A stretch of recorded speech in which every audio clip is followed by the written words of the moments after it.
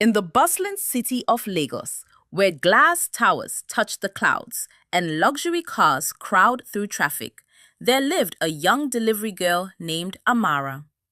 Each day, she weaved through the streets on her old motorcycle, carrying parcels and packages to feed her younger siblings after their parents had passed. Amara wore a faded delivery uniform and a helmet that had seen better days, but her eyes held an ancient wisdom that seemed out of place in someone so young.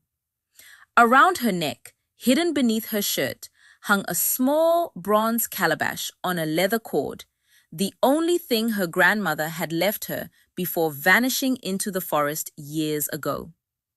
One scorching afternoon, as Amara waited at a traffic light, she felt the calabash grow warm against her skin. Her grandmother had once told her, "When the calabash burns, a life hangs in the balance." Amara looked around frantically. Across the intersection, she saw him, Mr. Adewale, the billionaire whose face appeared on every business magazine. His sleek black Mercedes waited to turn, but Amara's eyes caught what others missed: a delivery truck barreling down the hill, its brakes smoking, the driver's face frozen in horror. Without thinking, Amara gunned her motorcycle forward, weaving through traffic. Horns blared, people shouted. She reached Mr. Adewale's car just as the truck bore down on it. With strength that surprised even her, she yanked open his door and pulled him out, tumbling with him onto the sidewalk as the truck smashed into the Mercedes with a sound like thunder. The crowd gathered, taking videos, calling for help. Mr. Adewale sat up, dazed, staring at the young delivery girl who had saved his life. But as their eyes met, his face went pale. "The calabash," he whispered, pointing at her neck where the bronze vessel had slipped free during the rescue. "Where did you get that calabash?" Amara touched it protectively.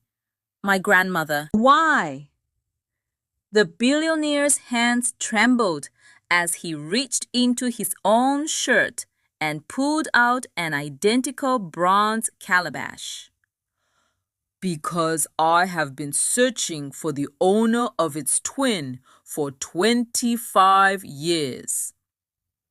He stood slowly, his expensive suit torn and dusty, and spoke loud enough for the gathering crowd to hear.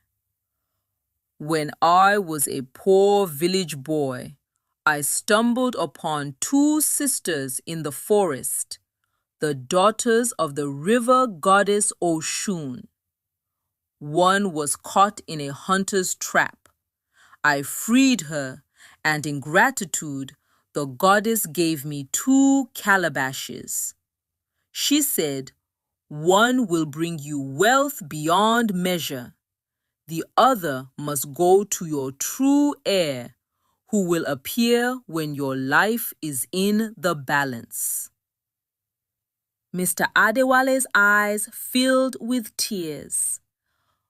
"I took one calabash and left the village, and everything I touched turned to gold.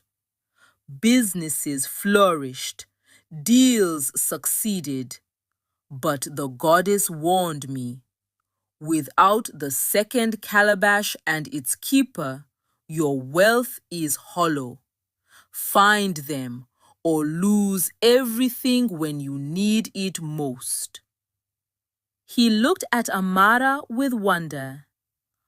"I have searched every village, every city. I hired investigators, consulted diviners, offered rewards, and here you were, all along, riding through the same streets as me." "But I'm nobody," Amara protested. "Just a delivery girl trying to survive." An old woman in the crowd stepped forward, a street vendor Amara had always greeted kindly. But now the woman's eyes gleamed with otherworldly light. You are Amara, granddaughter of my sister, born under the full moon with the mark of Oshun on your palm. Your grandmother was the other sister from the forest who chose to live among humans to guide and test this man from afar. The Ventor transformed before their eyes into a radiant figure draped in flowing yellow cloth, her skin glistening like river water in sunlight. The crowd gasped and stepped back. Mr. Adewale, the knot spoke, you have used your wealth with wisdom and generosity, building hospitals and schools, though you could never feel the emptiness inside. And Amara, you have lived with poverty, yet kept your heart pure, helping others even when you had nothing. She raised her hands, and the two calabashes began to glow. Your destinies have been intertwined since that day in the forest. Mr. Adewale, you have no children of your blood, but you have found your heir, not through family, but through character. Amara, you have saved the life you were meant to inherit. And so the covenant is fulfilled, the goddess declared. The wealth of one shall belong to both, and together you shall use it to uplift those who struggle as you once did. The goddess dissolved into golden mist that settled over them both, and the calabashes merged into one, hovering between them before splitting again. Now each held both poverty's memory and prosperity's promise. In the months that followed, Mr. Adewale legally adopted Amara as his daughter and heir. But she didn't abandon her siblings or her old life. Instead, she transformed the delivery company, making it worker-owned, raising wages, and creating opportunities for young people like herself. Together, the billionaire and the delivery girl built a foundation that helped street vendors, delivery workers, and market women, all those who kept the city moving but were rarely seen. They never forgot the goddess's lesson, that true wealth lies not in what you possess, but in what you share, and that destiny often arrives wearing a faded uniform on an old motorcycle. And sometimes, on quiet evenings, Amara would touch her calabash and remember that the greatest treasures, courage, kindness, and connection, were hers all along, waiting only for the moment when she would be brave enough to claim them.